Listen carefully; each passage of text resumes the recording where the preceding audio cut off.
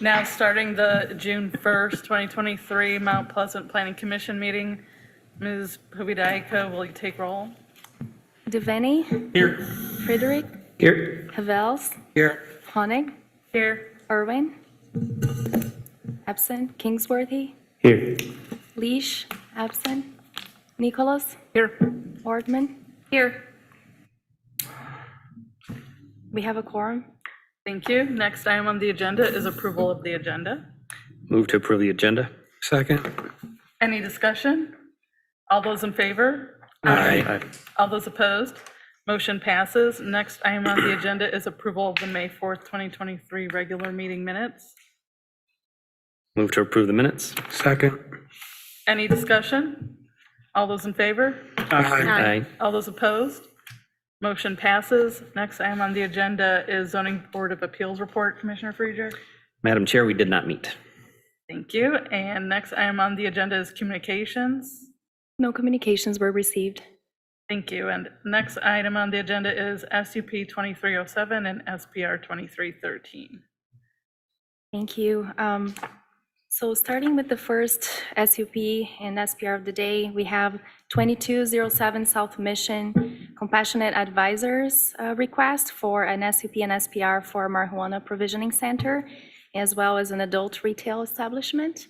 The applicant representing the company is Martin Stoneman, and the site currently has 38 acres and is a vacant building at this location, south of Mission Street, under a CD5 zoning district. The area also has a restriction on residential dwelling use on the ground floor of the building. And and I guess let's move forward. So this is where the site is today. One thing to note here on the property is that the property looking with the yellow outline here seems to be narrower than what it is. The land description actually includes 15 feet off north of that lot, so onto the next lot on the north portion. So it does go all the way to the edge of the curb there for that driveway entrance. And that easement accesses the mall there as well, and Texas Roadhouses to the north of the property. So regarding the other surrounding land uses, you have the clothing store Burlington that came in on the east side, and then Hotel Super 8 on the south portion. And onto the west, I just want to point out that there is an open space there. So we have that pond diagonal off the site. Something that looks like a memorial on the south end. That's what it says on Google. I don't know if it's a CMU memorial for veterans, but I haven't really seen much activity there. Okay. So there is a memorial there, and then you just have open space that is not a public park or anything directly to the west. So this is what the site looks like today. This is a view from the sidewalk and Mission Street looking east. And you have, you can see the parking lot here is not striped today. It's been vacant for a while, so it's not looking very good, as you can see. And then here, a view from the access road looking west.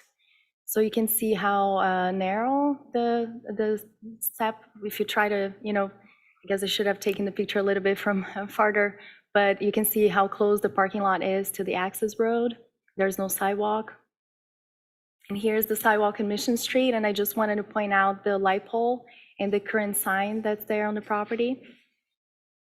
And this is a rendering that the applicant provided showing us what the establishment will look like after renovations. So they're going to see a new striping on the parking lot. They're not changing the configuration, but they would just be, maintaining what was there before.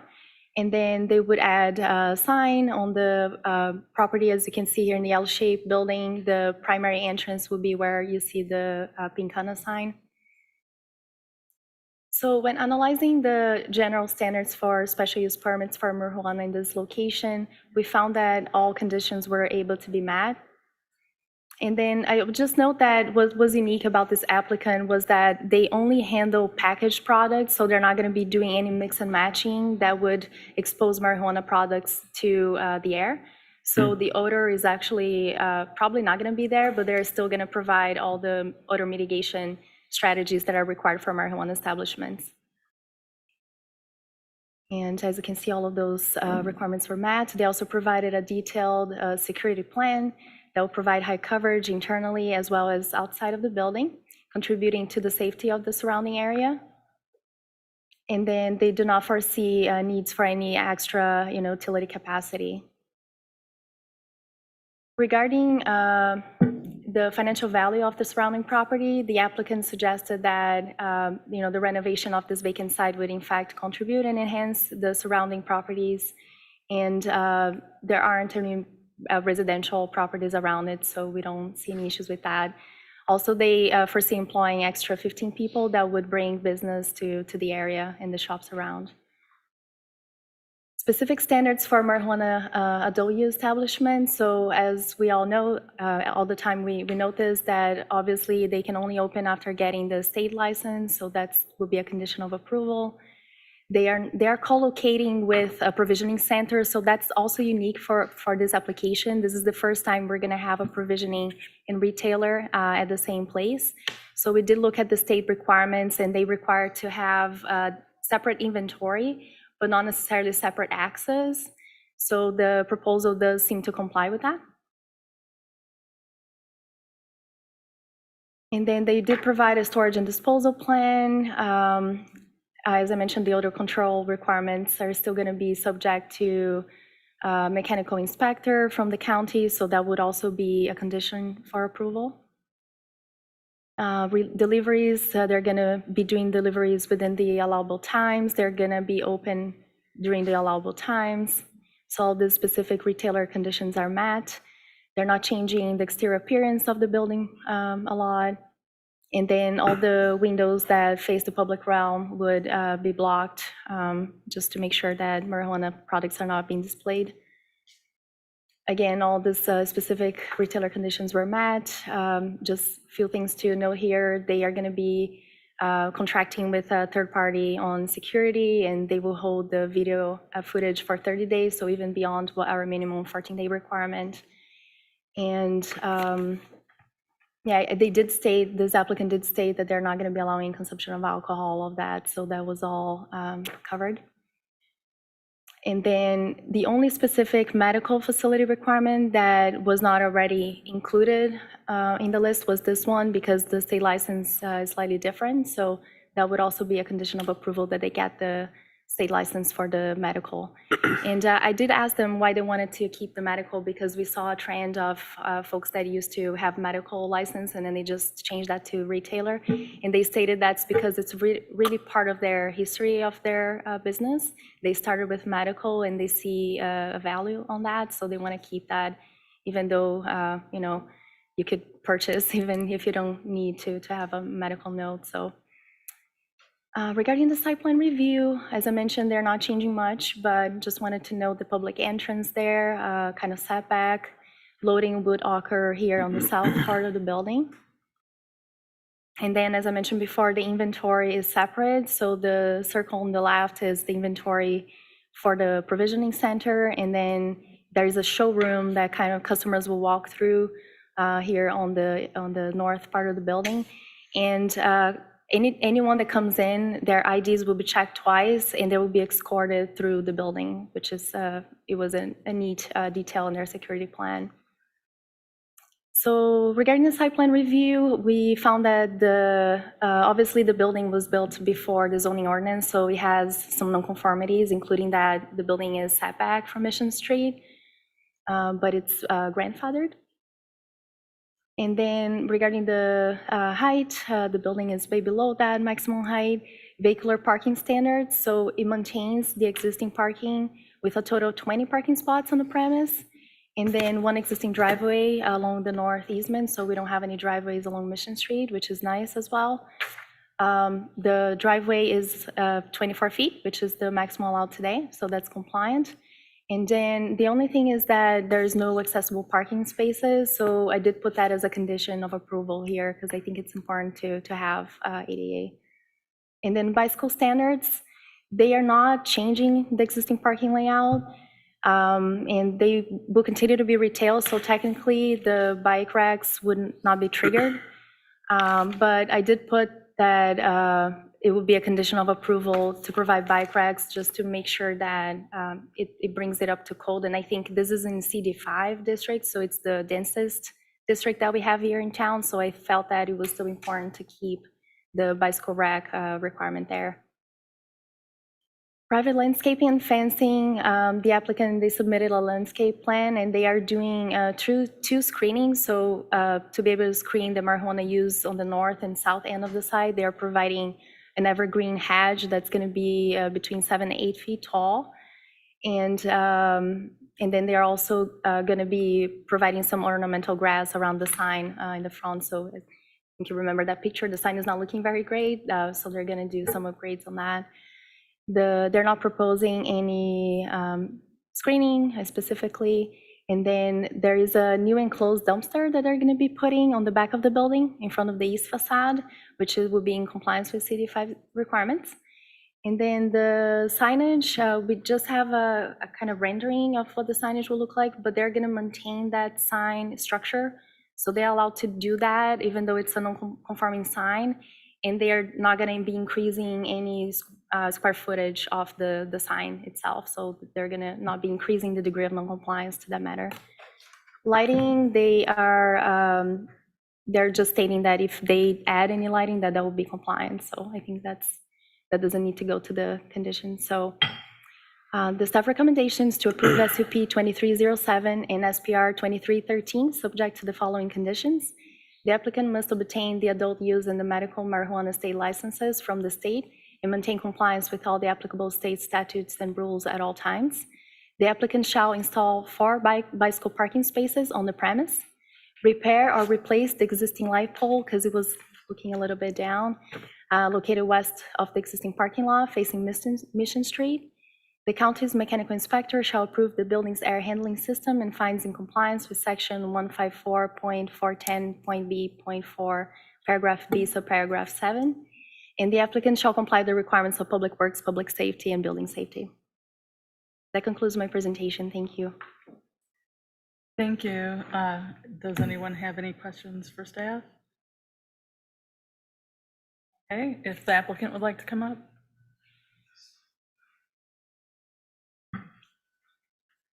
If you could come up to the podium. Thanks very much. My name is Marty Stoneman. I'm here on behalf of Pinkana. I'm one of the officers and owners of the company. And I just wanted to drive up personally, just to answer any questions that you may have. Okay, thank you. Does anyone have any questions for the applicant?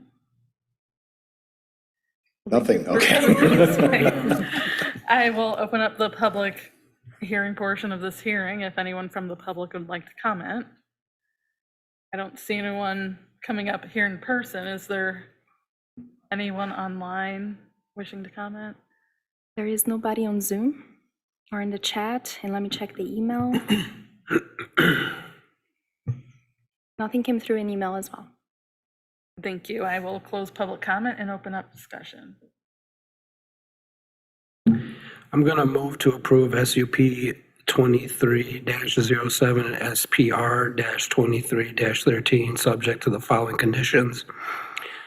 1, the applicant must obtain the adult use and medical marijuana state licenses from the state and maintain compliance with all the applicable state statutes and rules at all times. 2, the applicant shall install 4 bicycle parking spaces on the premise, repair or replace the existing light pole located west of the existing parking lot facing Mission Street. The county's mechanical inspector shall approve the building's air handling system and finds it in compliance with section 154.410.b.4, paragraph B, subsection 7. The applicant shall comply with the requirements of public works, public safety, and building safety. Second. Any discussion? All those in favor? Aye. Aye. All those opposed? Motion passes. Next item on the agenda is SUP 2308 and SPR 2314. So this application is for a special use permit and site plan review for the expansion of a Class 1 restaurant with an outdoor patio and rooftop lounge. This is the Wood Shop Social, located in the south portion of Mission Street. The applicant is Coincy Construction, Andy Tyson, property owner Brandon LaBelle, and the site is around 2.05 acres. And again, this is in City 5 District. So this is where the site is located. So it's a very long strip mall, and Wood Shop Social is at the very end of it, kind of facing the pond. It's interesting that the two applications today are in the same area. So as you know, on the west side of the property here, we have the Hotel Marriott. And then on the east, we have Isabella Bank. North, we have T-Mobile, kind of adjacent to the restaurant. And then the south is, again, the pond. This is the current view from the parking lot located along Mission Street, looking northwest. This is where you would see stairs going to the rooftop here on this facade elevation. There's a picture looking northeast at the very end of the mall and kind of in front of the pond area. And then I just wanted to note, this is a view from the street mall kind of further north from the site. And there is a big bike rack there that serves the mall. So I just wanted to note that as a context. And just wanted to mention that Wood Shop Social leases around 5,800 square feet. And again, they are an existing Class 1 restaurant, so they already serve alcohol. They would be expanding the license to be able to serve alcoholic beverages to the open areas as well, which must be contained per state rules. And yeah, and I guess that summarizes everything. So regarding the general standards, we were able to see that they meet most of the standards. One thing to point out is that we don't have any residential around in the premise, so I think the biggest issue here could be potential noise with the outdoor seating on the roof and on the back of the building. But here we just have the Marriott Hotel, which is pretty far away, around I think 150 feet. So I don't think there would be any noise nuisance there. So we were able to see that all general standards were met. And regarding the financial value of surrounding properties, the applicant stated that this expansion would be quite unique for our town. So if anything, would enhance surrounding property values with this new feature and hopefully increase traffic and foot traffic to our town as well.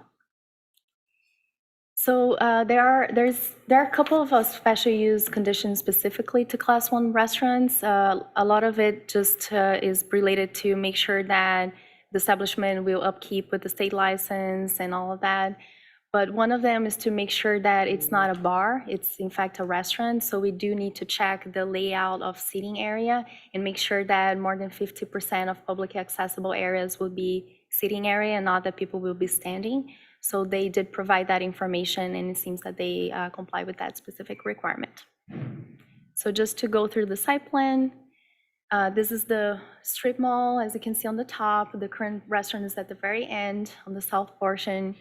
And then the patio is being added onto the south facade with the stairs going up and the patio right next to the stairs. The patio helps provide seating for anyone that cannot go upstairs, so it's ADA accessible in that manner. Here we have more specific plans. So the rooftop lounge is around 680 square feet. Maximum occupancy is 46, and the plan is currently showing 45 seats. The outdoor patio is small. It's just a little bit over 200 square feet and with around 12 seats there.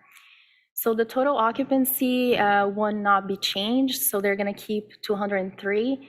And currently they provide 144. So this outdoor seating would increase for up to and not over 63. This is an elevation drawing showing the stairs. There is a window that will be converted to a door just so people can access from inside the restaurant to the patio and then onto the roof. And then regarding all the rules, we were able to see that they were all met. So the one thing to note again, this is an existing non-conforming building, so it's pretty set back from Mission Street, but they're not changing anything regarding that. They're not increasing the degree of non-compliance by providing this new feature to the establishment, so we did not see an issue with that. So no building enlargement is being proposed. It's really an expansion of a Class 1 restaurant, therefore it triggered the SUP. The facade entrance is located along Mission Street, so that portion is compliant. And then there are some items that I could not verify, such as glazing calculations, but again, they're not changing that, and the change on the south facade from a window to a door will not increase the degree of non-compliance.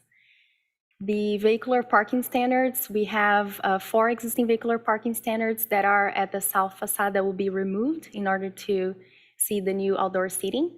But I believe since we don't have minimum parking requirements, they're not infringing the zoning ordinance, and I believe that the strip mall has enough parking for this change. And again, they're not changing the maximum occupancy there. Biking parking standards, so they actually propose to add 2 bicycle parking spaces to satisfy the newly added square footage. So bicycle parking, it's either triggered by existing vehicular parking spots or by square footage of the commercial establishment. So because they're adding new, we asked them to provide the 2 additional parking spots. But again, there are already some bike racks there at the premise. Private landscaping and fencing, the proposal includes a 42-inch guardrail with a 12-inch screen above to also secure occupants and kind of screen it for noise purposes as well. The exterior patio includes a 3-foot-high aluminum railing system with egress gate, and all of which are consistent with our rules in the ordinance. The street screens and landscaping were not triggered by the scope. There are no proposed changes to trash receptacles, and in the picture that you could see, all the dumpsters that are located in the back of the strip mall, so the building screens that from the public realm, so we did not see an issue with that existing situation. And then lighting, the applicant has not submitted a lighting plan, so just to make sure that any additional lighting will comply with our code, I'll suggest that we put that as a condition. So my staff recommendation is to approve SUP 23-08 and SPR 23-14, subject to the following conditions. The applicant complies and maintains compliance with all specific special use standards for Class 1 restaurants set forth in Section 154.410.b.4.g. Any subsequent changes to the lighting in the premise shall conform with Section 96.13 of Mount Pleasant City Code, and the applicant complies with the attached comments from the Department of Building Safety and Public Safety. That concludes my presentation. Thank you. Thank you. Any questions for staff? I have a question. So just to be clear, the patio on the main level is an accommodation for ADA? Yes. Okay. Thank you. Any other questions? If the applicant would like to come up?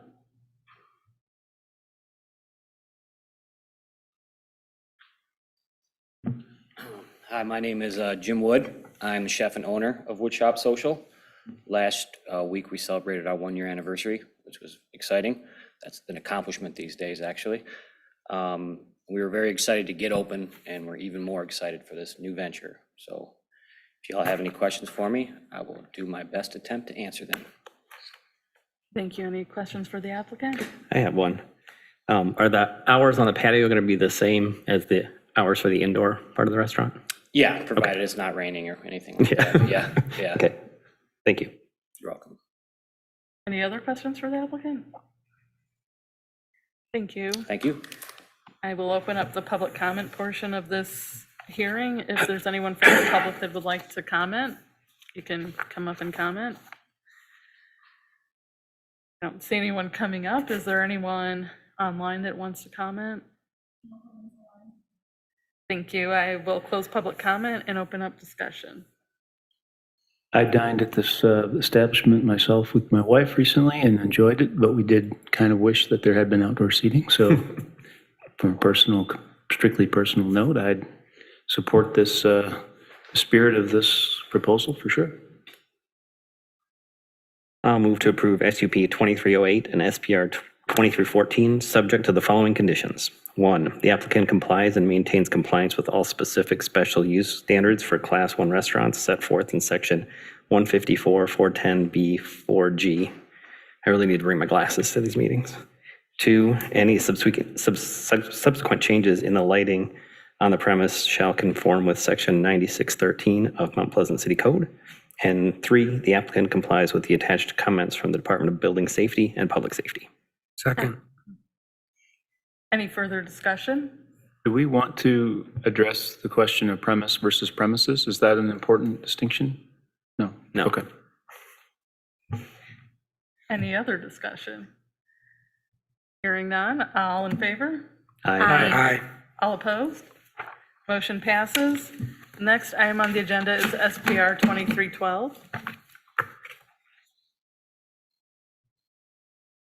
SPR 2312 is for 1836 Gover Parkway. That is a site located in Industrial Park South where Bill's Custom Fab is located. This is a very exciting proposal. They are doing quite a big enlargement, around 14,400 square feet of an addition onto an existing 15,030 square foot building located in that location. They also include landscape improvemements, and an additional driveway and access areas are being proposed to the northern portion of the premise. This is currently a 9.582 acres. So this is where the site is located today. So the north portion, the north adjacent lot is where the Wildlife Gallery Tannery is located. To the east, you have MLT Transport LLC. South, we have Kowinski Construction. And to the west, Chase Run Apartments across Isabella Road. So these are the current conditions viewed from the parking lot, looking northeast. And then the current conditions viewed from the back of the property, looking northwest. And then conditions viewed from Gover Parkway, looking southwest. And you can see here, there's already some nice landscaping there. So when doing the site plan review, SDI industrial zones do not have setback requirements. And then regarding the building standards, the proposed building height is going to be around 27 feet for the 12,000 square foot addition, and then 24 feet for the other 2,400 square foot addition. And they all comply with the building height maximum in the district, which is 75. There are no encroachments, and the proposed site plan does not include any additional vehicular parking spaces. The property currently has approximately 10 spaces in the front and approximately 10 at the back. The proposed driveway is 29.5 feet in width and is therefore complying with the maximum width, which in SDI districts is 30 and not 24, like the rest of the city in commercial districts. And the bicycle parking standards, so based upon the additional square footage, just one bicycle parking space will be required. Since this is still the rule, we did require that, but at one point I do want to talk about bicycle standards in industrial zones with the Planning Commission. Just wanted to note that. Landscaping, the proposed building addition triggers the requirement of 4 trees to be installed along Gover Parkway. And then I took a look at the previously approved SPR as well, which was approved in 2001. And it required 8 trees to be installed along Trenton Drive. So that drive, at one point in time will connect the site to Isabella. And then 7 trees to be installed in front of the asphalt drive parallel to Gover Parkway. So a total would be 15 trees. Since the property is not complying with such previously approved SPR, because there are only 3 trees located on Gover Parkway, the applicant would need to bring the property into compliance with current tree requirements by planting a total of 18 trees along the aggregate frontages. The applicant is showing an additional 12 trees, which will total 15, so there are 3 more trees that will be required as a condition of approval. The applicant is not proposing walls or fences. And regarding screening, the proposed building addition and asphalt area for loading would trigger screening requirements. So they can do that either by putting a hedge, wall, or fence. that needs to be placed at the new frontage at Gover Parkway. The previously approved site plan from 2001 also had required trees and shrubs to be installed, but Trento Drive currently stops at the end of the driveway, so that original plan to continue it, it's not there yet, so that's not being triggered. But we are asking that the applicant if the applicant applies to extend the street, that all the entire Trento Drive street will have to be brought into compliance to zoning standards at that moment in time. The off-street loading section, so again, the previously approved site plan required the dumpster to be enclosed on site. So since the property, I believe, is not complying with the previously approved SPR, the applicant would need to just make sure that the dumpster is enclosed. And then with signs, no signage is being proposed at this time, and any new lighting that is going to be installed will be down-shielded in accordance with the city requirements. They did state that. So the next thing that I want to bring up is in the Industrial South Park area, there are some restrictive covenants that apply to the area. And so our department is starting to make sure that we coordinate with them to see if they can approve these applications before it come to you. So they did vote on that.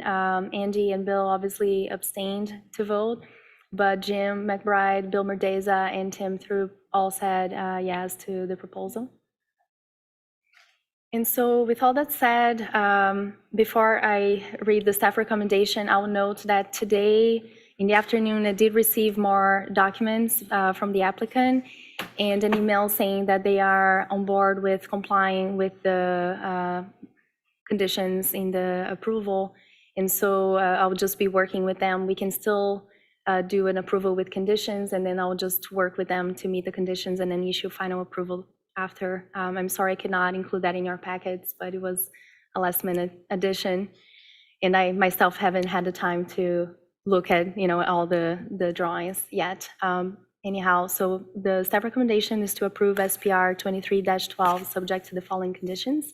The applicant complies with the following requirements for SDI industrial special districts as set forth in table 154.405.a.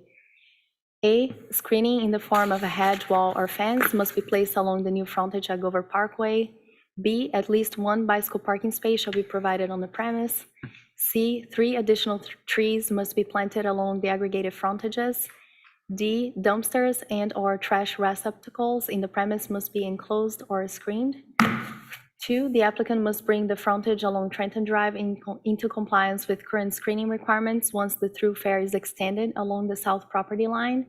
And 3, the applicant shall comply with the requirements of building safety, public safety, and public works. That concludes my presentation. Thank you. Thank you. Any questions for staff? If the applicant would like to come up.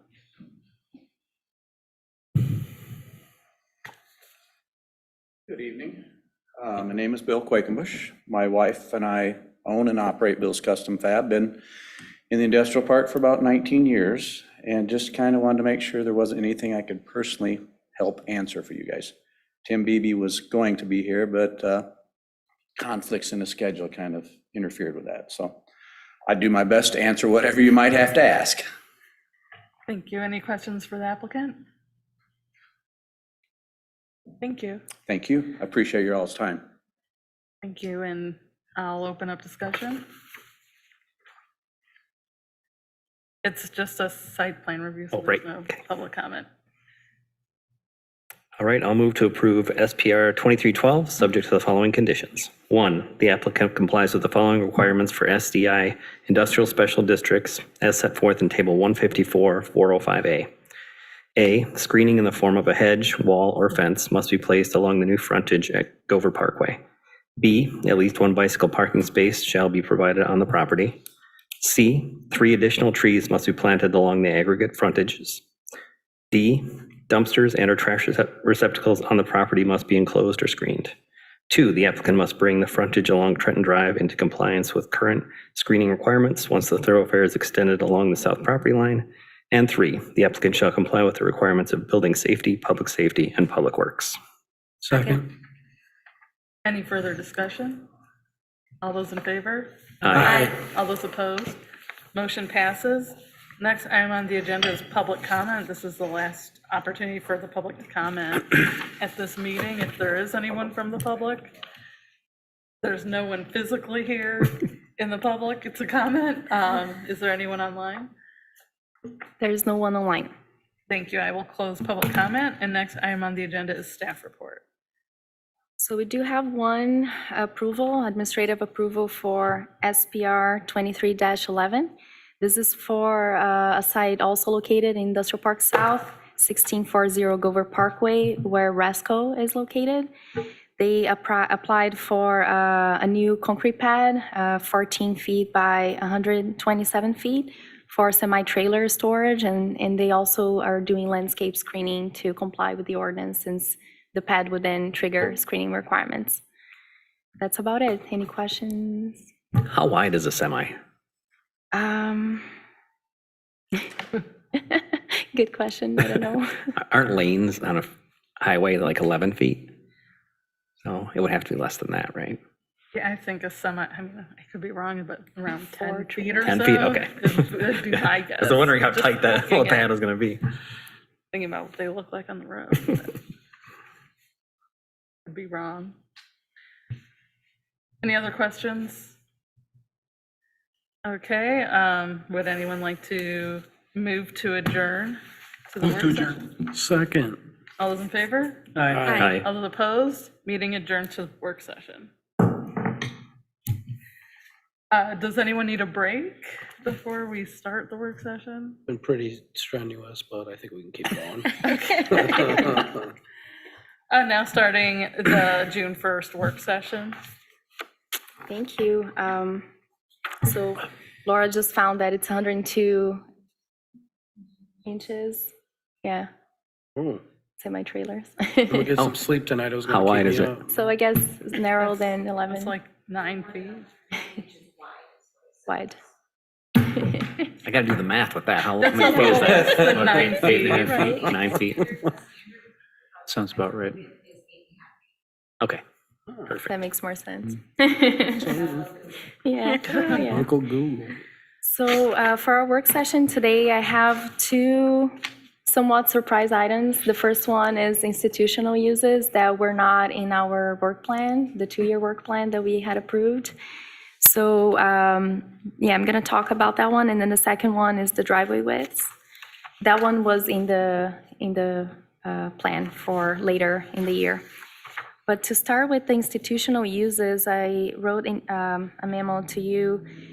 Basically, we've been receiving a couple of applicants that made me question the list of institutional uses in the ordinance and just see if we have any gaps. Obviously, zoning ordinances are not able to accomplish every single use that one can possibly think of. But these 3 uses that I identified, I think are it would probably be a good idea to put them in the zoning ordinance. So the first applicant that came in is the Isabella Restoration House, which is located here in downtown, just a block from us. So they do provide daily services for homeless populations, and they are looking at moving their facility to 555 North Main Street.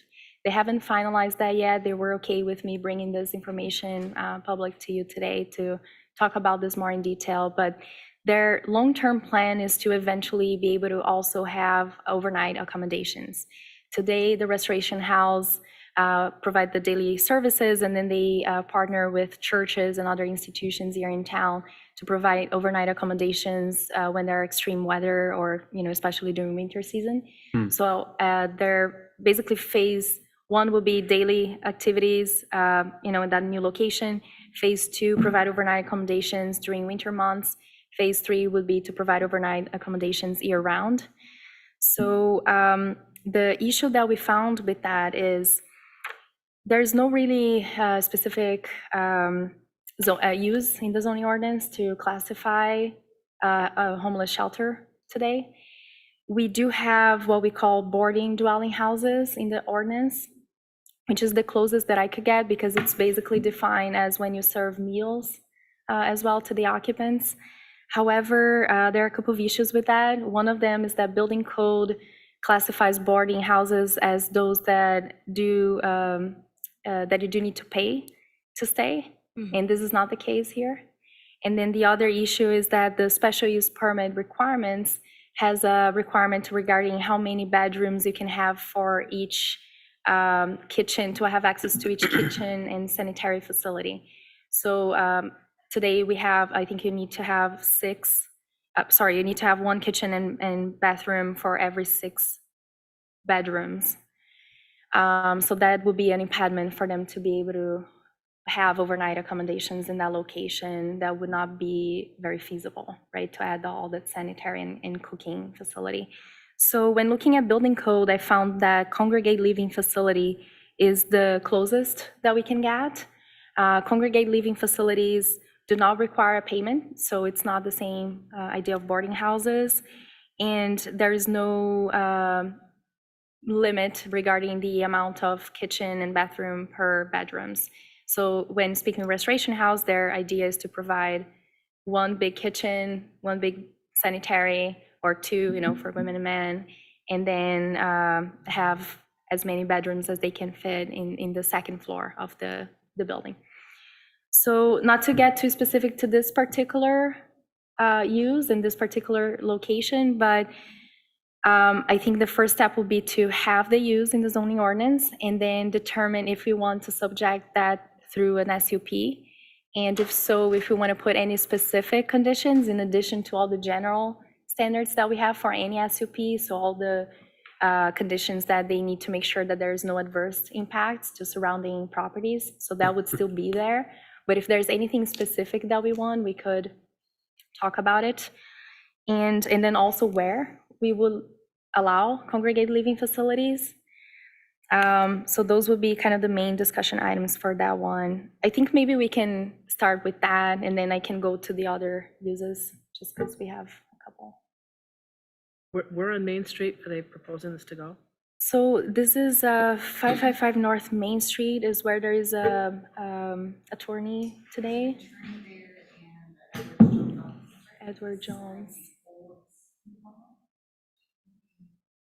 It's really close. It's basically across the street practically from the courthouse, like north of Yeah, Ginkgo Tree. so adjacent to the river.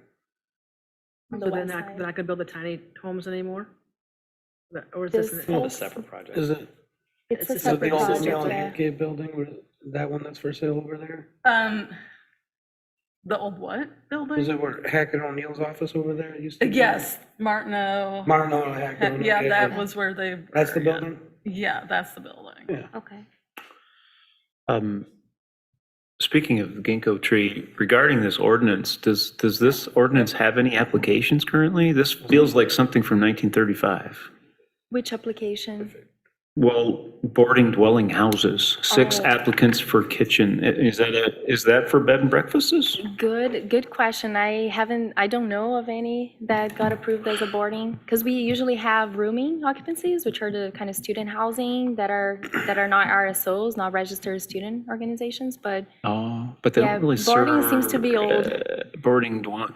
And the reason I ask is because without knowing the ins and outs of this, do we want to have SUPs attached to this, or do we want to just change the ordinance somehow to reflect more of the congregated living scenario? so kind of like the idea would be to remove boarding houses and Well, replace it? yeah, if it doesn't have any current Makes sense. application, it feels like something that maybe is outdated and could be. That's an interesting, changed. proposal, because, so we have hotels, we have motels, and we have short-term rentals, Hmm. which are our Airbnbs.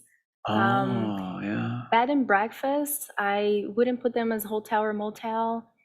I don't know if they are more aligned to short-term, Hmm. but Do they also generally get SUPs?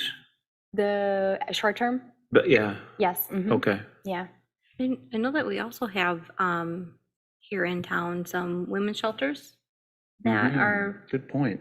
pretty much function the same way. I mean, they don't pay to be there, but they're non-disclosed locations, but they're in like residential homes that they accommodate for women and their children while they transition to finding a way to make it on their own. So I wonder if there's some similar wording or approval, something.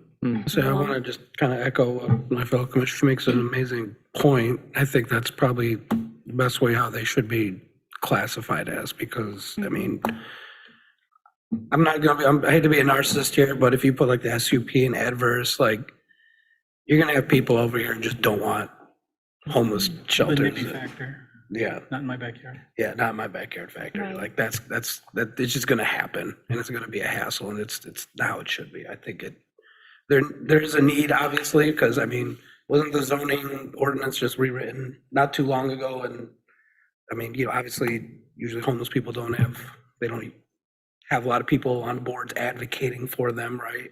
So it kind of got swept under, and I think it's a good idea, like, around like a women's shelter or something like that, and put it in that category. But Agreed, and I'm sure we've all been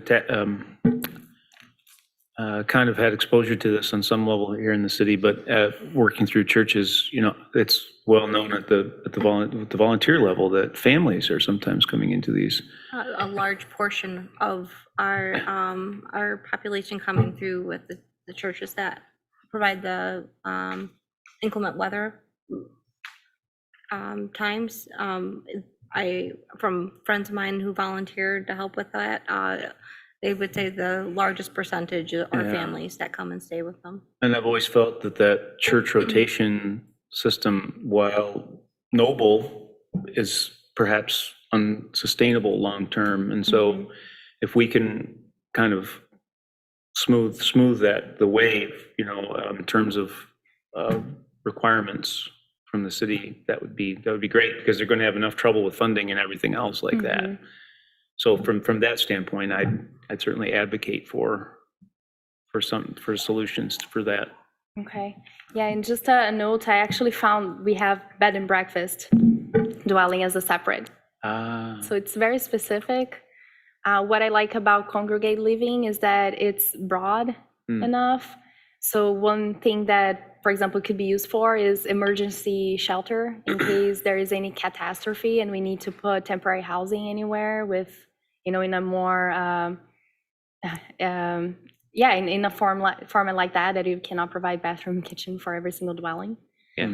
So, You brought up a good point, though, about people not wanting it to be near them. So yeah. instead of if it we being an put an SUP, can we could restrict it to certain zones? So it couldn't be in a residential zone or that Yes, kind of thing. I would hope that would, maybe with grandfathering, but that wouldn't negatively affect some of our existing women's shelters that are existing in some residential areas. So maybe, do you know if those shelters for women, children, if they provide a staff kind of 24/7 on the premise as well? Because that's when it starts to become a little bit more institutional as opposed to residential, because we do have a potential applicant for another women, children housing. And when discussing that with the building safety department and Brian Kench, we did realize that it's actually just a multifamily use and it's allowed by right if you don't have folks with like any mental disabilities that will have like healthcare staff on the premise. If it's not institutional in that way, it's just a dwelling, Right. a multifamily. Well, I'm also thinking if, let's say in the future, because we're not just writing code for today, we're Right. writing code for the future. So let's say somebody wanted to donate property that's a warehouse size, Yeah. or wants to build something that large. I think people would be opposed to that being in their neighborhood. But like with the women's shelters, they just look like homes, so you don't have any idea. But we can't write a separate code for each. So Yeah. I mean, it's something we need to think about or talk about. An additional thing to that too, I think it's with the congregate living, we want there to be some minimum standard for at least square foot for bedrooms or bathroom facilities too. 'Cause I'd hate to see 300 people trying to use one single toilet bathroom because we don't have a code for that. So just look at some of those details too. Okay. So yeah, when getting into some of those details, we could do that as a right, having more requirements for a specific use doesn't necessarily trigger an SUP. But if we would like to see analysis that are not quantifiable, but more qualitative, like if it's architecturally integrated with a neighborhood, that kind of thing. That's when we need to subject them to an SUP. Yeah. So I don't know how to, Well, I know you'll probably talk about this Find a middle later too, but ground. like with adult daycare facilities, a lot of those are homes, and you wouldn't be able to, you wouldn't tell, couldn't tell really, except there might be a couple more vehicles in the front than normal. So if we integrate it more, I think it's more palatable to residents than if it's just a giant building where we try to house a whole bunch of people, so. yeah. I wonder what they're doing in Alma. I don't know if we're comparable to them, but I think they've got a place. And so maybe there's some transferable applications there for us. Where? Sorry, who? Alma, Michigan. Alma, okay. South here. I Mhm, think yeah, they've did got hear. Gratiot County. They had a Facility of some kind. commercial, previously commercial building that they were making into a shelter for immigrant, non-displaced immigrant. Oh, I thought it was related to homeless, but They have a homeless shelter too. There's New Dawn over in Gladwin, an Open Door in Midland. So Jacob again to see how he has it zoned. oh yeah, Okay. Jacob. We will Because take they a have look. men's and they have also women's. There's also a shelter house over in Midland as well. Mhm.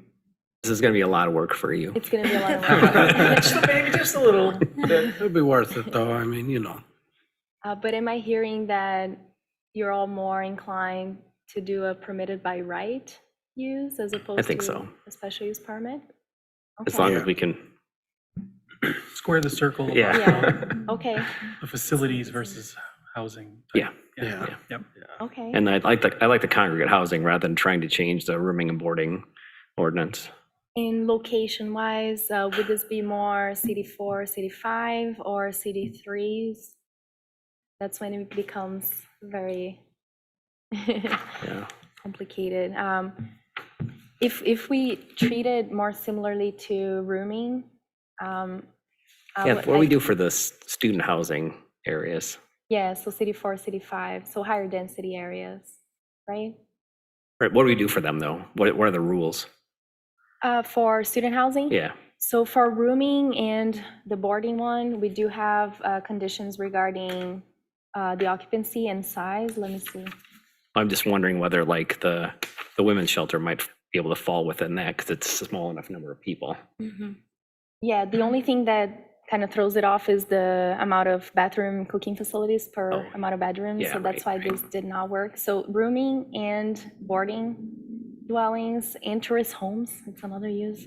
They're all subject to the same list. So access shall be located that traffic does not conflict with adjacent residential uses. Mhm. That's fine. The lot shall not have a common side lot line with CD3L or CD3. So there is the idea of buffering out of that.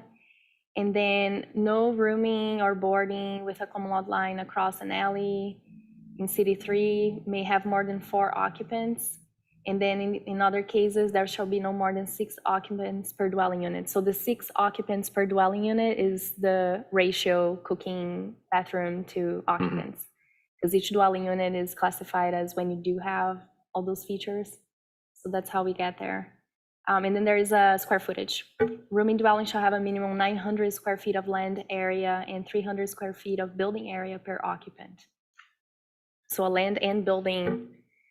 Well, safety couldn't we net change there. that code though, instead of a number of kitchens and a number of bathrooms to just a percentage of the building square footage, so you could combine those purposes?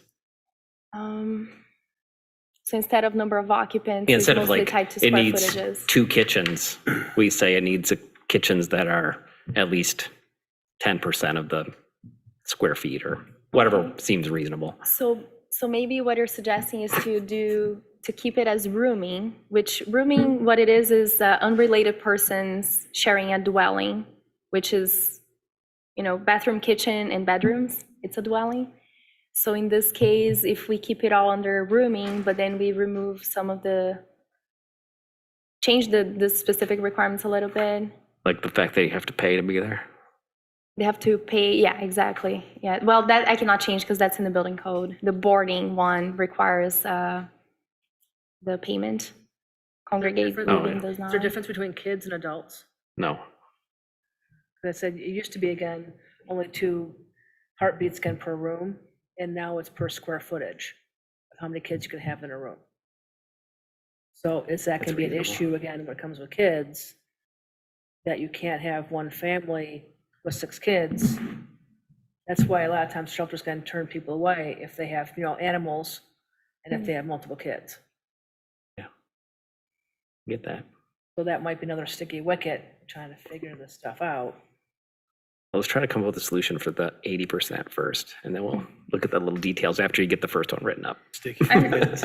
I love I it. feel like if we try to make that change to rooming dwellings, it's gonna open a can of worms. No, I was Because just of this thinking, I student, wondered yeah. if the women's shelter could fall within that with some small modifications, but if it's not, then congregate living seems to be the way to go with that. Yeah, I think maybe most of the women, children living facilities, they may be able to meet those requirements of the 6 occupants per dwelling? Or are you saying that it doesn't? I don't know. I think they're probably smaller than what Restoration House is trying to Yeah. do, so.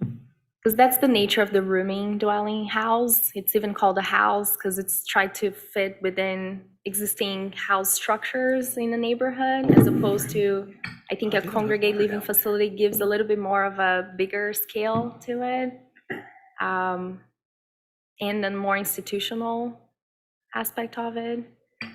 But anyhow, I think I can do some research on existing facilities and their building code classifications with Brian, and then get back to you. That would be helpful. Okay. Thank Yeah, you. there is a need in our town for that, so we gotta figure out a way to make it work. Okay. So do you have 2 applicants, then you have the Restoration House and you have another one?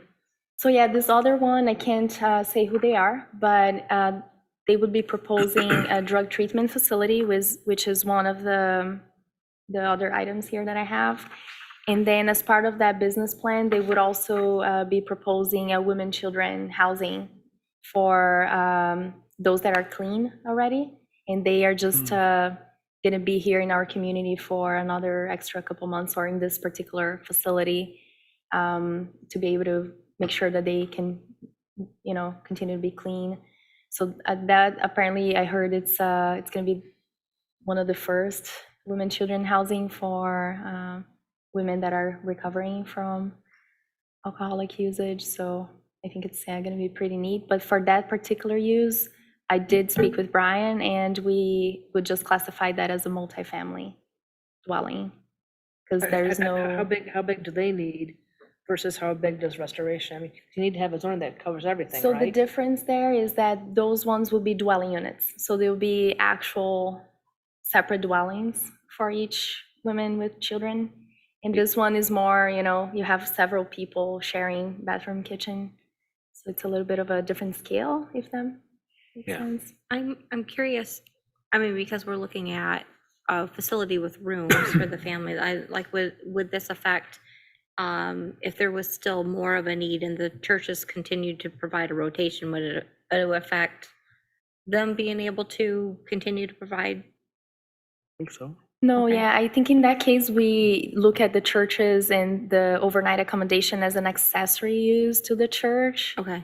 So they wouldn't need to reapply for anything, or we wouldn't be creating non-compliances, I think, in that particular situation. Yeah. So anyhow, so maybe I can jump to the detox facilities. So we also had an applicant coming to us and asking if they would be allowed to place a drug treatment facility in the special university district. So this is in the University Park area, so not the main campus area.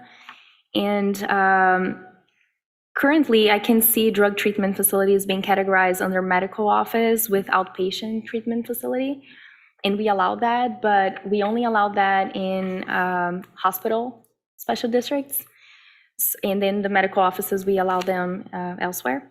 But the outpatient component's only in the hospital special district. So this is a bit tricky in the zoning, so bear with me. So once, if there's anyone that wants to lease property in the University Park area, we don't have any jurisdiction over with our zoning ordinance. So they just speak with CMU, and then if CMU is okay with the use, they can bring the use in. But if the property ever gets transferred from CMU to another owner, then zoning gets triggered. When that happens in University Park, the special district research center rules get triggered, and we do not allow medical offices nor outpatient facilities in the research center area, even though we do have that McLaren Wellness Center. outpatient rehab, yeah.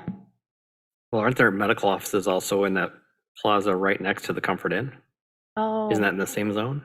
It's in the university. It's in the SDU yeah. SDU. and not the SDRC. Oh, They're two different things. So yeah, They're separated by the while road. CMU owns the ones in SDU, it's okay. Yeah. But yeah, if that one ever gets transferred again to another property owner, I don't see any It- problem with adding medical facilities to that, yeah. rather than add trying to into force RC. everything to be right by the hospital. Mhm. Didn't before in the smart zone have to have students working there or some kind of internships or something? So yeah, There the was- The smart zone RC, had a whole different ballywag with it. the RC area is, my understanding here from being out of town, is that there's a long history behind that. I think the goal was to have an attachment to students, have more of the kind of creative industries coming in the area, Yeah. tech industries. There hasn't been much movement. I did reach out to Erin Strand to make sure that they would be okay with it. She said that's up to us regarding, the adding medical uses. They did not see that being a problem. So, Let's do it. yeah. So it would be either that or creating a new detox facility use, but I don't think it's worth it to be that specific. We can just put it as a medical use. Sure. Yeah. I agree. Okay. And then the last one, group daycare homes. So while if you Google that includes children or adults, our zoning ordinance defines them as being specific to children. So currently, we do not allow a daycare center for seniors or for anyone with disabilities or anything like that. So I think it would be a good idea. This was not brought by any applicant specifically, but it would be a good idea to allow adult. Agreed. Okay. Perfect. All right. So we're done with item number 1. Okay. Cool. So for item number 2, driveway widths. As you remember, we did have several folks that I spoke with, participants of the Zoning for Economic Opportunity outreach process, bringing all sorts of issues with Mission Street and the rules in the ordinance with development along Mission Street. One of them was regarding driveway widths for 2 reasons. Many establishments along Mission still receive sometimes, trucks, especially with the auto type of establishments. You can have large vehicles wanting to come in. But aside from that, because MDOT has jurisdiction over Mission Street, any driveway that any applicant that wants to open a driveway would need to get a permit from MDOT. And when going through that process, MDOT looks at their standards, which are engineering standards that they apply elsewhere in the state, and the standard is basically 30 feet. And our ordinance only allows up to 24 feet of width for driveway widths. And that's because we want to narrow them down, we want to reduce the number of them, we want to make it more walkable and bikeable, and not be so car-centric as it is today. So we talked with MDOT for several months about this issue, and they said that it's their standards, they cannot modify that. The way it is today is because of the speed that we allow on Mission Street, that cannot be reduced also because it's based on the 85th percentile of traffic and all of that. And so they don't want to have chain accidents of folks slowing down too much to enter narrow driveways. So with all that discussion, and the other side, we're saying, but what about the future of Mission Street, right? We want it to be more walkable and bicyclable.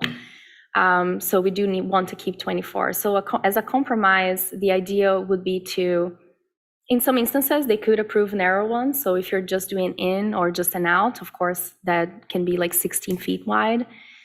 If it does trigger a 30-foot one, that the city would like to see some sort of pedestrian safety treatment to the design of the driveway.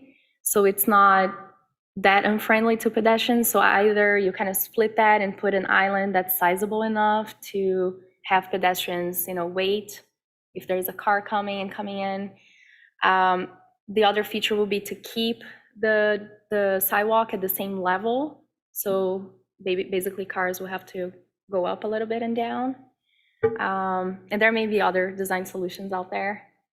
Not a traffic engineer, but I did ask MDOT to come up with some ideas. And they also did say that they will have one engineer coming to our pre-application meetings when there are big developments coming in that would open new driveways, or if it's entire new construction. So they would come in and then we'll be able to workshop some of those with the applicant. So we're not kind of in the back, talking. We can talk and go through that with the applicant in real time. So proposal would be to do this amendment to allow for wider than 24, but put the condition that there is an increase in pedestrian safety. Does the 30-foot requirement allow for the island in between? In other words, it's 30 feet and then an island could occur in the middle of that. So no, the 30 feet would likely increase with the island. So you have kind of two narrow ones. 36 feet or whatever. Yeah. That would be, yeah. I think It's drivable pavement essentially, Yeah. it's 30 feet. I think they require 16 feet for in and then 12 for out. So that sums up to It's around not even 28. 30. So it's, yeah. But okay. Yeah, I know. It's, I did question the standards and I was like, the 30, it's actually a range, the standard, it's not 30. Okay. 30 is just like the main number. So I asked why that is the main number for the standard, but standard is a range, and they did not answer, because I wanted to know, okay, is this based on what kind of speed, what kind of thoroughfare with how many lanes, how much traffic? I thought that would be the rationale for the numbers, but it's just a standard that's there for many, many years. And they cannot not look at that, I guess. Well, the advantage of the wider pavement, of course, is for trucks, right? Incoming and outgoing. The truck trying to navigate the narrower widths can be problematic, especially if someone's trying to enter or whatever. So yeah, or exit. Yeah. But I don't know if I'm really in favor of the island idea. Embarrassingly, twice I've driven over one of those islands in not Pleasant, but I just didn't see it there because it was snowing or it was dark or whatever. And Yeah. It scrapes up the bottom of your car really bad.